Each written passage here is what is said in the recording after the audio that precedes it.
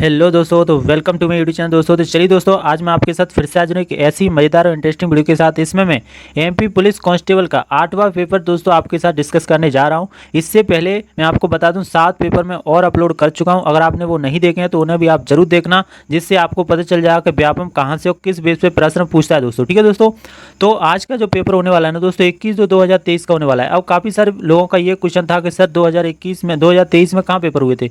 तो 2023 में अभिकारी आरक्षक के जो पेपर हुए थे वो वाले मैं करा रहा हूं दोस्तों। ठीक है, क्योंकि अभिकारी का और इसका पूरा बेस जो पैटर्न है पूरा एक ही होने वाला है, क्योंकि वो भी यहाँ पे कांस्टेबल का था, व्यापम नहीं लिया था, इसे भी कांस्टेबल के को व्यापम ही लेने वाला है दोस्तों। ठीक है, ध्यान रखना। और ये शिफ्ट 2 का पेपर होने वाला है दोस्तों, ध्यान रखना। तो अगर आपने वो 7 पेपर नहीं देखे उन्हें भी देखना, और इस वीडियो को आप लास्ट तक देखना, क्योंकि ये बहुत महत्वपूर्ण प्रश्न पत्र है, बहुत महत्वपूर्ण इसमें क्वेश्चन आए हैं जो आपको जैसे कि तैसे देखने को मिल सकते हैं दोस्तों। ठीक है दोस्तों, तो चलिए इस वीडियो में आगे बढ़ते हैं और देखते हैं कि किस बेस पे कैसा पेपर यहाँ पे होने वाला है ये, और इससे हमें क्या पता चलता है व्यापम कहाँ से कैसे प्रश्न पूछेगा। तो चलिए दोस्तों आगे बढ़ते हैं। दोस्तों, तो हम आ चुके हैं और आज का जो फर्स्ट प्रश्न होने वाला है ना दोस्तों वो आप देख सकते हैं आपके सामने है। यहाँ पे इस पेपर का फर्स्ट पेपर है, संत रामानंद का जन्म कहाँ हुआ था। आप बताइए दोस्तों, संत रामानंद का जन्म कहाँ हुआ था।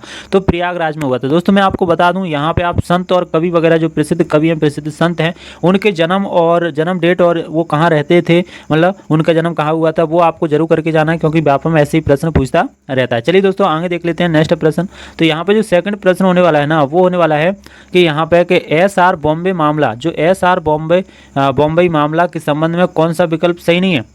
एसआर बॉम्बे मामला के संबंध में कौन सा विकल्प सही नहीं है। तो पहले मैं बता दूं ये सब विकल्प सही है कि राष्ट्रपति शासन के लिए न्याय का समीक्षा उपलब्ध है, यहाँ पे ये सही है। अदालत सामग्री की शुद्धता की जांच नहीं कर सकती, ये सही है।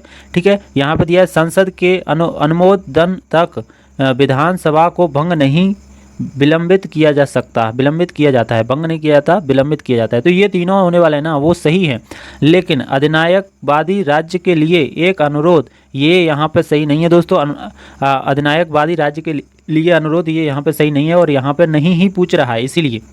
ठीक है, एसआर बॉम्बे मामला के संबंध में ये विकल्प सही नहीं है। ठीक है, कौन सा विकल्प सही नहीं है, ये वाला। तो या ऐसे ही प्रश्न पूछता है दोस्तों, जो भी अगर मामला घटित हुआ है वो अभी तो उससे आप जरूर उसके बारे में जानकारी लेके जाएं, क्योंकि बहुत ही व्यापम ऐसे प्रश्न पूछता है। ठीक है दोस्तों, नेक्स्ट प्रश्न देख लेते हैं। नेक्स्ट यहाँ पे होने वाला है कि 2018-20 के वैसलाट की तुलना में 2021 में विश्व स्तर पर वनों की कटाई की दर में कितने प्रतिशत की गिरावट आई है दोस्तों।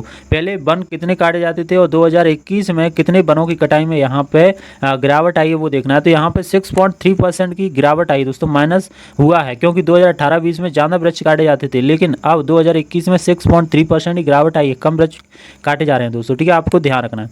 चलिए दोस्तों नेक्स्ट प्रश्न देख लेते हैं। तो यहाँ पे देखिए नेक्स्ट प्रश्न क्या है।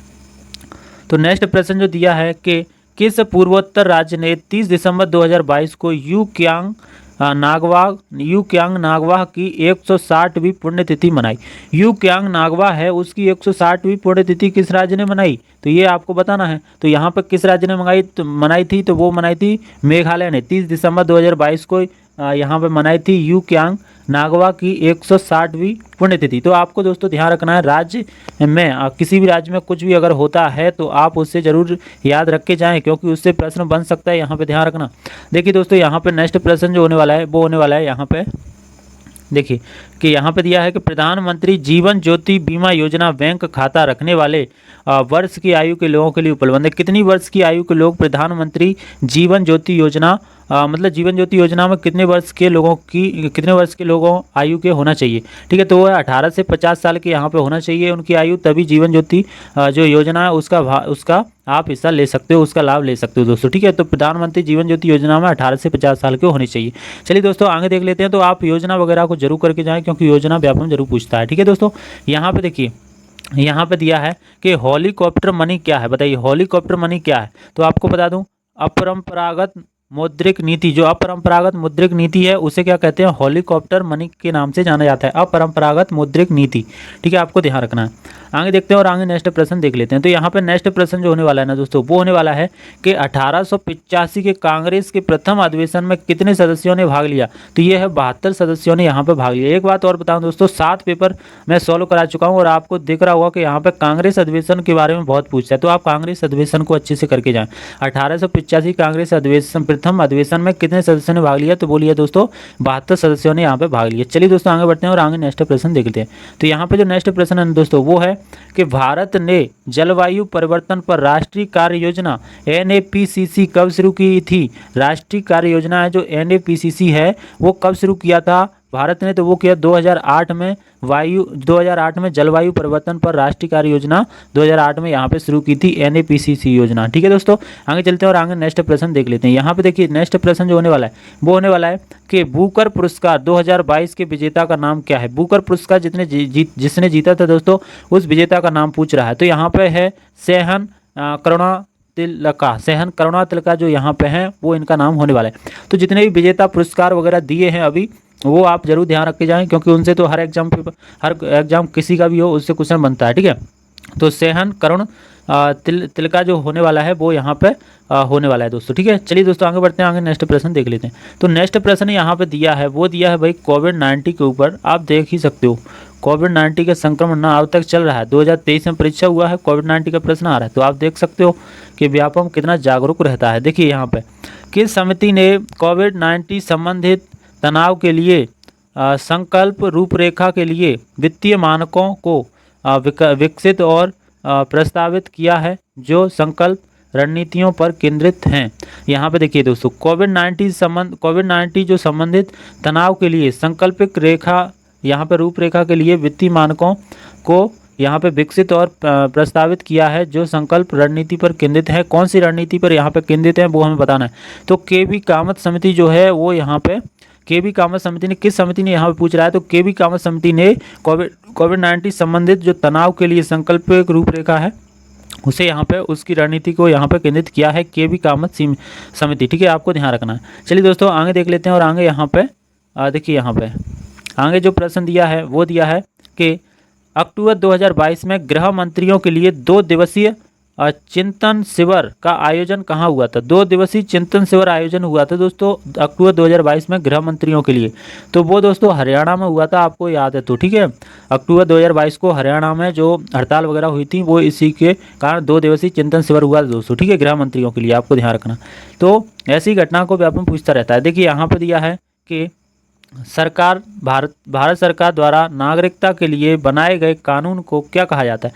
नागरिकता के लिए जो कानून बनाया गया है उसे क्या कहा जाता है, तो नागरिकता अधिनियम 1955। यहाँ पे ये नागरिकता अधिनियम 1955 में यहाँ पे वर्णित है, तो इसे नागरिकता अधिनियम 1955 कहा जाता है। आपको ध्यान रखना है। ठीक है, आगे चलते हैं और आगे नेक्स्ट प्रश्न देख लेते हैं। तो नेक्स्ट प्रश्न होने वाला है ना दोस्तों वो होने वाला है कि फिनिश्ड पुस्तक किसने लिखी है। अनफिनिश्ड पुस्तक किसने लिखी है दोस्तों बताइए। तो अनफिनिश्ड जो पुस्तक है वो लिखी है यहाँ पे प्रियंका चोपड़ा जोनास यहाँ पे जो है उन्होंने ये पुस्तक लिखी है दोस्तों, आप ध्यान रखना। ठीक है दोस्तों, चलिए दोस्तों तो आगे बढ़ते हैं और आगे नेक्स्ट प्रश्न को देख लेते हैं। ठीक है दोस्तों, तो यहाँ पे नेक्स्ट प्रश्न होने वाला है वो देखिए आप यहाँ पे कि संविधान के किस अनुच्छेद में नगर पालिका के लिए वित्त आयोग के गठन का प्रावधान है। नगर पालिका के लिए वित्त आयोग के गठन का प्रावधान किस अनुच्छेद में है, तो यहाँ बता दूं 243 है उसमें यहाँ पे नगर पालिका के लिए वित्त आयोग के गठन का यहाँ प्रावधान दिया गया है। ठीक है दोस्तों, तो अगर आपको पेपर अच्छा लग रहा है, आपको प्रश्न अच्छे लग रहे हैं, आपको कुछ जानकारी मिल रही है दोस्तों, तो आप मेरे चैनल को सब्सक्राइब कर सकते हैं, क्योंकि ऐसी ही प्रीवियस ईयर पेपर आपको मिलते रहेंगे। ठीक है, और आपकी यहाँ पे जो परीक्षा के लिए बहुत ही मजबूत बनाने के लिए परीक्षा के बेस को जिससे आप अच्छे से अच्छा करके आ सकें उसके लिए मैं कुछ ना कुछ लेके आता रहता हूँ दोस्तों। ठीक है, तो चैनल को सब्सक्राइब कीजिए, वीडियो को भी लाइक कर देना दोस्तों। ठीक है, तो चलते हैं आगे और आगे यहाँ पे देखते हैं कि खिज्र खां का उत्तराधिकारी उसका पुत्र हुआ। बताइए, खिज्र खां का उत्तराधिकारी उसका पुत्र हुआ, कौन सा पुत्र, यहाँ पे मुबारक शाह। जो मुबारक शाह उसका पुत्र मुबारक शाह हुआ था।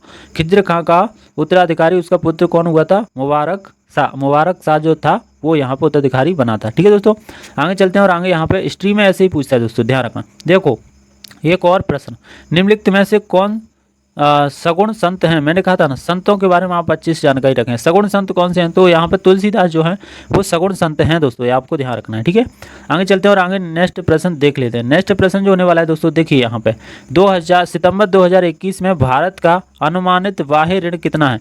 भारत का जो अनुमानित बाह्य ऋण था दोस्तों वो कितना बताइए। सितंबर 2021 में भारत का अनुमानित बाह्य ऋण, तो अनुमानित बाह्य ऋण जो होने वाला है दोस्तों वो होने वाला है यहाँ पे यूएसए जो डॉलर है उसमें 593 मतलब 593.1 बिलियन यहाँ पे डॉलर, यहाँ पे 2021 में बाह्य ऋण मतलब अपने पूरे भारत पे जो कर्जा है दोस्तों वो यहाँ पे 593.1 मिलियन यहाँ पे होने वाला है कर्जा। बताइए इतना कर्जा यहाँ पे हो चुका है। ठीक है, 593 मतलब वो तो 600 बिलियन ही मान लो, 600 बिलियन यहाँ पे अपना कर्जा है ये मान के चलिए। तो 593.1 मिलियन यहाँ पे करेक्ट है, तो इसे आप पेपर में लगा के आ सकते हैं। ठीक है दोस्तों, चलिए दोस्तों आगे देखते हैं और आगे यहाँ पे नेक्स्ट प्रश्न को देख लेते हैं। तो यहाँ पे नेक्स्ट प्रश्न यहाँ पे होने वाला है, देखिए यहाँ पे नेक्स्ट प्रश्न होने वाला है, वो होने वाला है कि वित्तीय संपत्तियों को विपणन योग्य बनाने के लिए पुलिंग और रीपैकेजिंग की प्रक्रिया क्या है। पुलिंग और रीपैकेजिंग की प्रक्रिया क्या है वित्तीय संपत्तियों को विपणन योग्य बनाने के लिए। तो यहाँ पे है प्रतिभूतिकरण, जो यहाँ प्रतिभूतिकरण है वो यहाँ पे होने वाला है दोस्तों। ठीक है दोस्तों, ध्यान रखना आप। ठीक है, प्रतिभूतिकरण जो होगा वो यहाँ पे इसका उत्तर होने वाला है। ठीक है, ये वाला। चलिए आगे देख लेते हैं, आगे नेक्स्ट प्रश्न को हम देख लेते हैं। तो नेक्स्ट प्रश्न दोस्तों यहाँ पे जो होने वाला है वो होने वाला है, यहाँ पे आप देखिए नेक्स्ट प्रश्न यहाँ पे होने वाला है वो होने वाला है कि निम्नलिखित में से किस एजेंसी को नेशनल पावर पोर्टल की नोडल एजेंसी के रूप में नियुक्त किया गया है। नेशनल पावर पोर्टल की नोडल एजेंसी के रूप में किसे नियुक्त किया गया है दोस्तों, किस एजेंसी को। तो यहाँ पे केंद्रीय विद्युत प्राधिकरण जो है, केंद्रीय विद्युत प्राधिकरण, उसे यहाँ पे नियुक्त किया गया है। ठीक है, ध्यान रखना आप। आगे देखते हैं और आगे नेक्स्ट प्रश्न देख लेते हैं। तो यहाँ पे जो नेक्स्ट प्रश्न होने वाला है वो होने वाला है, देखिए यहाँ पे कि महामारी जोखिम पूल पर समिति का प्रमुख कौन है। बताइए महामारी जोखिम पूल पर समिति का प्रमुख कौन है। तो वो है दोस्तों सुरेश माथुर। यहाँ पे जो सुरेश माथुर होने वाले हैं वो यहाँ पे इस समिति के प्रमुख होने वाले हैं। ठीक है, यहाँ पे दिया है महामारी जोखिम पूल पर समिति का प्रमुख होने वाला है यहाँ पे सुरेश माथुर। चलिए दोस्तों आगे देख लेते हैं। ऐसे ही प्रश्न व्यापक पूछता है दोस्तों, अगर आप ऐसे ही प्रश्न यहाँ पे देख के जाएंगे तो अच्छे से अच्छा स्कोर करके आ पाएंगे। निम्न में से कौन सा तटस्थ लिटमस विलयन का रंग है। बताइए तटस्थ लिटमस विलयन का रंग यहाँ पे कौन सा है निम्न में से। तो यहाँ पे बैंगनी जो कलर है वो यहाँ पे तटस्थ यहाँ पे विलयन का रंग है दोस्तों, ध्यान रखना। ठीक है, आगे देखते हैं और आगे नेक्स्ट प्रश्न यहाँ पे देख लेते हैं। नेक्स्ट प्रश्न जो होने वाला है वो होने वाला है कि सीओ बांड ऑर्डर क्या है। बताइए सीओ बांड ऑर्डर। तो सीओ बांड ऑर्डर क्या है। तो जो 3 है वो सीओ बांड ऑर्डर है, ध्यान रखना। सीओ बांड ऑर्डर यहाँ पे ऑर्डर मतलब नंबर जो है वो क्या है।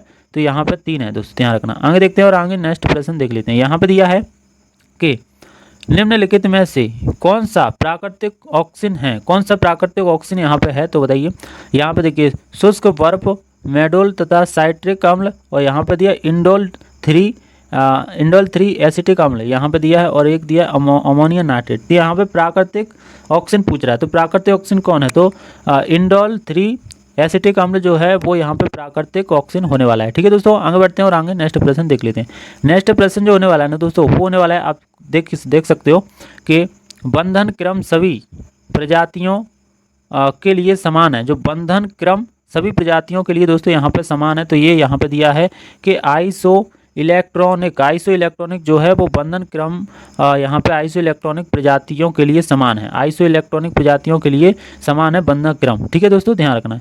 आगे देखते हैं और आगे नेक्स्ट प्रश्न यहाँ पे देख लेते हैं। तो नेक्स्ट प्रश्न दोस्तों होने वाला है वो होने वाला है कि निम्नलिखित में से कौन सा समजात अंग का उदाहरण है। बताइए समजात अंग का उदाहरण कौन सा है। तो यहाँ पे साइंस में से ये प्रश्न सभी पूछे जा रहे हैं। यहाँ पे देखिए मनुष्य के अग्रपाद और चमगादड़ के पंख, मनुष्य के जो अग्रपाद हैं चमगादड़ के जो पंख हैं वो दोस्तों यहाँ पे समजात अंग होने वाले हैं दोस्तों, ध्यान रखना। ठीक है, समजात अंग के उदाहरण। तो यहाँ पे देखिए नेक्स्ट प्रश्न जो होने वाला है वो होने वाला है यहाँ पे देखिए कि महोगनी रोजवुड किस वायोम के वृक्ष हैं। बताइए महोगनी जो रोजवुड हैं वो किस यहाँ पे देखिए वायोम के वृक्ष हैं, किस वायोम के यहाँ पे वृक्ष हैं।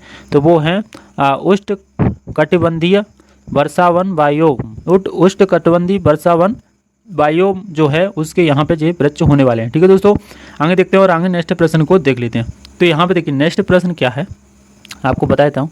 नेक्स्ट प्रश्न जो आया है वो आया है यहाँ पे कि मूल रूप से किसने प्रस्तावित किया था कि जीवन का पहला रूप पूर्व विद्यमान निर्जीव कार्बनिक अणुओं से आ सकता है।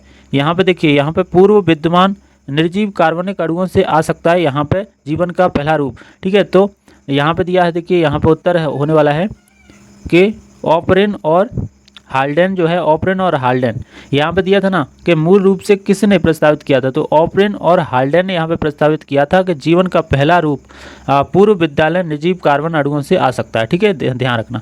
नेक्स्ट प्रश्न होने वाला है, देखिए यहाँ पे ऐसे प्रश्न आपको देखने को मिल जाएंगे कि पृथ्वी दिवस कब मनाया जाता है, आप बताइए। यहाँ पे ऐसे प्रश्न आपको ध्यान रखे जाना है, जितने भी दिवस हैं पृथ्वी दिवस तो कब मनाया जाता है, तो ये 22 अप्रैल को मनाया जाता है। जितने भी दिवस है ना दोस्तों, राष्ट्रीय अंतर्राष्ट्रीय दिवस हैं जो अंतर्राष्ट्रीय स्तर पर मनाए जाते हैं, उन्हें आप जरूर ध्यान रखे जाएं क्योंकि वो हर परीक्षा में आता है। तो विश्व पृथ्वी दिवस कब मनाया जाता है, 22 अप्रैल को आपको ध्यान रखना है। ठीक है दोस्तों, आगे चलते हैं और आगे नेक्स्ट प्रश्न को देख लेते हैं। तो नेक्स्ट प्रश्न यहाँ पे जो होने वाला है ना दोस्तों, वो होने वाला है, देखिए यहाँ पे होने वाला है कि निम्नलिखित में से कौन सी विधि पीएच मान का सही निर्धारण करने के लिए उपयुक्त है। कौन सी विधि पीएच मान का सही निर्धारण करती है, तो पीएच मीटर जो होता है वो पीएच मान का सही निर्धारण यहाँ पे दोस्तों करता है, आपको ध्यान रखना। आगे देखते हैं और आगे नेक्स्ट प्रश्न देख लेते हैं। तो नेक्स्ट प्रश्न यहाँ पे होने वाला है दोस्तों, निम्नलिखित में से कौन सा जीवों के संरक्षण के लिए एक XC2 स्थल है। एक XC2 स्थल कौन सा है यहाँ पे जीवों के संरक्षण के लिए, तो वनस्पति उद्यान जो वनस्पति उद्यान है वो यहाँ पे होने वाला है। ठीक है दोस्तों, तो यहाँ पे वनस्पति उद्यान जीवों के संरक्षण के लिए एक XC2 स्थल है दोस्तों, आपको ध्यान रखना है। ठीक है, आगे चलते हैं और आगे ऐसे ही प्रश्न नेक्स्ट पूछते हैं। तो ऐसे ही उद्यान वगैरह से प्रश्न भी पूछता रहता है व्यापम, इनको भी आप करके जाएं दोस्तों। यहाँ पे देख सकते हैं लिविंग प्लेनेट सूचकांक क्या है, लिविंग प्लेनेट सूचकांक क्या है, तो यहाँ पे है जैव विविधता का सूचक, जैव विविधता का जो सूचक है, जैव विविधता का सूचक यहाँ पे होने वाला है। ठीक है, लिविंग प्लेनेट सूचकांक यहाँ पे क्या होने वाला है, जैव विविधता का सूचकांक। ठीक है दोस्तों, आगे बढ़ते हैं और आगे नेक्स्ट प्रश्न देख लेते हैं। तो नेक्स्ट प्रश्न यहाँ पे होने वाला है कि प्रकाश संश्लेषण की प्रकाश अभिक्रिया के दौरान कौन से पदार्थ उत्पन्न होते हैं, तो यहाँ पे है एटीपी हाइड्रोजन और ऑक्सीजन। एटीपी हाइड्रोजन और ऑक्सीजन जो होने वाला है वो प्रकाश संश्लेषण की प्रकाश अभिक्रिया के दौरान कौन से पदार्थ उत्पन्न होते हैं, तो वो है एटीपी हाइड्रोजन और ऑक्सीजन, ध्यान रखना। आगे देखते हैं और आगे नेक्स्ट प्रश्न देख लेते हैं। यहाँ पे साइंस भी कुछ ज़्यादा टफ नहीं पूछता है, ऐसा ही अगर आप तैयारी करोगे, देखो बिना तैयारी के तो आपको आएगा नहीं, तो जिसने तैयारी किया उसके लिए सिंपल है। ठीक है, तो देखिए देख लेते हैं, निम्नलिखित में से किस प्रकार के पौधे प्रकाश श्वसन प्रदर्शित करते हैं। प्रकाश श्वसन किस प्रकार के पौधे हैं जो प्रकाश श्वसन प्रदर्शित करते हैं, तो यहाँ पे जो C3 पौधे हैं वो यहाँ पे प्रकाश श्वसन प्रदर्शित करते हैं दोस्तों। ठीक है, यहाँ पे देखिए, यहाँ पे दिया है नेक्स्ट प्रश्न कि वजन डैश का प्रतिनिधित्व करता है, वजन काय का प्रतिनिधित्व करता है, तो वजन जो होता है वो बल का प्रतिनिधित्व करता है दोस्तों, ध्यान रखना, बल का यहाँ पे प्रतिनिधित्व करता है। आगे देखते हैं और आगे नेक्स्ट प्रश्न देख लेते हैं। तो नेक्स्ट प्रश्न जो होने वाला है ना दोस्तों, वो होने वाला है कि निम्नलिखित में से कौन सा मानव शरीर के लिए आवश्यक प्रमुख खनिज नहीं है। मानव शरीर के लिए आवश्यक प्रमुख खनिज कौन सा नहीं है दोस्तों, तो वो है सिलिकॉन, जो यहाँ पे होने वाला है वो यहाँ पे सिलिकॉन जो है वो यहाँ पे होने वाला है, मानव शरीर के लिए आवश्यक प्रमुख खनिज नहीं है, तो वो सिलिकॉन नहीं है। ठीक है दोस्तों, आपको ध्यान रखना है।